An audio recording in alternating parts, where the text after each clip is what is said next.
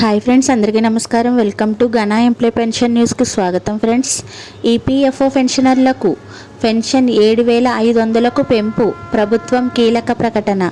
ఆ వివరాలు ఏంటి వీడియోలో తెలుసుకుందాం. ఫ్రెండ్స్, వీడియోని ఎక్కడ స్కిప్ చేయకుండా చూడండి. మా వీడియో మీకు నచ్చినట్టయితే మా ఛానల్ లైక్ చేయండి, షేర్ చేయండి, సబ్స్క్రైబ్ చేసుకోండి ఫ్రెండ్స్. ప్లీజ్ ఫ్రెండ్స్, ఇక వివరాల్లోకైతే వెళ్ళిపోదాం. రాబోయే బడ్జెట్ 2026లో మినిమం పెన్షన్ పెంచుతారని ఆశిస్తున్న వారికి నిరాశే మిగిలింది.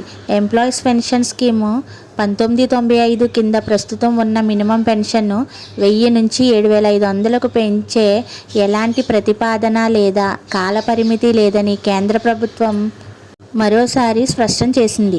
రాజ్యసభలో ఒక సభ్యుడు అడిగిన ప్రశ్నకు కేంద్ర కార్మిక ఉపాధి మంత్రిత్వ శాఖ సహాయ మంత్రి సమాధానమిస్తూ, మినిమం పెన్షన్ను పెంచే విషయంలో తీసుకునే ఏ నిర్ణయమైనా pension fund long term financial సస్టైనబిలిటీని పరిగణనలోకి తీసుకోవాలని పేర్కొంది.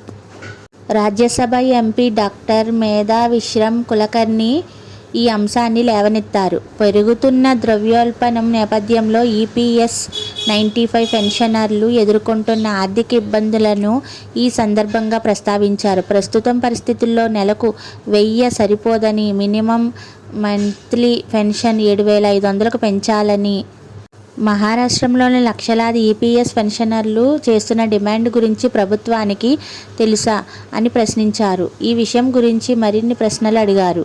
ప్రభుత్వం తరపున కార్మిక ఉపాధి శాఖ సహాయ మంత్రి శోభా కరాంద్రేజే సమాధానమిస్తూ, ఈపీఎస్ 95 అనేది ఒక contribution defined benefit social security scheme అని, ఉద్యోగులు పెన్షన్ ఫండ్ 2 ప్రధాన వనరులతో బిల్డ్ అవుతుందని ఆమె చెప్పారు. ఒకటి, కంపెనీ అందించే సాలరీలోనే 8.33%, రెండోది నెలకు 15,000 వరకు వేతనంపై కేంద్ర ప్రభుత్వం అందించే 1.16% వాటా.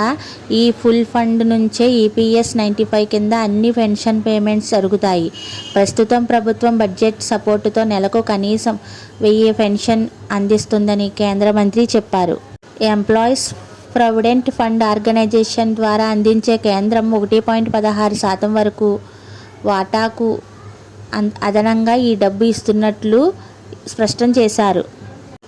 మినిమం ఈపీఎస్ పెన్షన్ పెంపును కోరుతూ ట్రేడ్ యూనియన్లు, ప్రజాప్రతినిధులతో సహా వివిధ వాటాదారుల నుంచి ప్రతిపాదనలు వచ్చినట్లు కార్మిక శాఖ ధృవీకరించింది. అయితే ఈపీఎస్ 95కి రాష్ట్రాల వారీగా పెన్షన్ నిధులు లేవని మంత్రి స్పష్టం చేశారు. ఈ పథకం సెంట్రల్లీ ఫండెడ్ అని చెప్పారు. అంటే మహారాష్ట్ర లేదా మరే ఇతర రాష్ట్రంలోనైనా పెన్షనర్లు లేవనెత్తిన డిమాండ్లను జాతీయ స్థాయిలో పరిగణిస్తారు, ఒకే రాష్ట్రంలో సమస్యగా చూడరు. పెన్షన్ చర్చతో పాటు ఈపీఎఫ్ఓ సంబంధిత మరో ప్రధాన అంశం దృష్టిని ఆకర్షిస్తుంది.